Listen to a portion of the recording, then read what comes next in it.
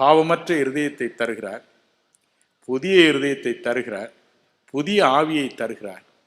நான்காவதாக தம்மை போல நம்மை மாற்றுகிறார், அவரை போல நம்மை மாற்றி விடுகிறார். இதற்காக தம்முடைய ஜீவனை, தம்முடைய ஆவியை நமக்குள் ஊற்றுகிறார். அல்லது அவரே இறங்கி வந்து நமக்குள் தங்கி விடுகிறார். எத்தனை பெரிய ஆசீர்வாதம்! இன்றிரவு இந்த அனுபவத்தை உங்களுக்கு கொடுப்பேன். நான் என்னுடைய 20வது வயதில் ரயில் தண்டவாளத்தை நோக்கி ஓடினவன் தற்கொலை செய்து கொள்வதற்காய். அப்பொழுதுதான் என் சித்தப்பா ஒருவர் எனக்கு சிலுவையில் தொங்கிய இயேசுவின் அன்பை பற்றி, இறைவனுடைய அன்பை பற்றி விளக்கி சொன்னார். வீடு திரும்பினேன். தேவனே, என் குறைகளை எனக்கு மன்னியும் என்று புலம்பினேன். ஒரு தெய்வீக சக்தி என்னுடைய அறையில் நுழைந்தது. என்னுடைய கடின இருதயத்தை எனக்கு காண்பித்தது. நான் செய்த பாவங்களை கண்ணார கண்டேன். 4 மணி நேரம் அழுதேன். என்னை மன்னியும், எனக்கு புது வாழ்வு தாரும் என்று. என் வாழ்க்கை தலைகீழாக மாறியது.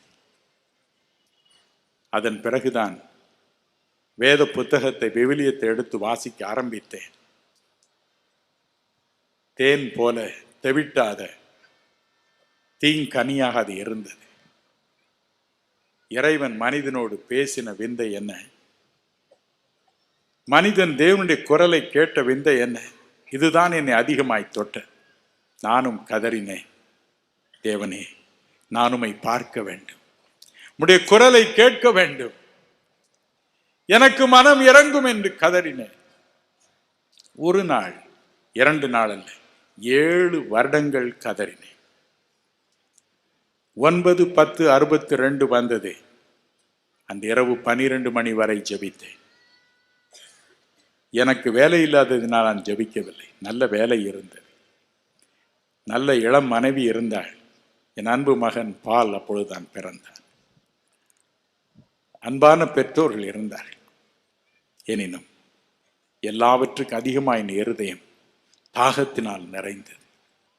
என் வாழ்க்கையை மாற்றின உம்மை நான் பார்க்க வேண்டும், உம்மை தரிசிக்க வேண்டும். 7 ஆண்டுகள் புலம்பினேன். அன்று இரவு நான் சொன்னேன், தேவனே, 7 ஆண்டுகள் நான் புலம்பி இருக்கிறேன், நீர் என் பிரார்த்தனையை கேட்கவே இல்லை. இந்த பரிதாபமான மாயமான ஒரு வாழ்க்கையை வாழ்வதை விட சாவது நல்லது, என்னை கொன்று போடும் என்று ஜெபித்தேன். அடுத்த நாள் மாலை 9:30 மணிக்கு வீடு திரும்பினேன். வேலையில் இருந்து களைப்பு.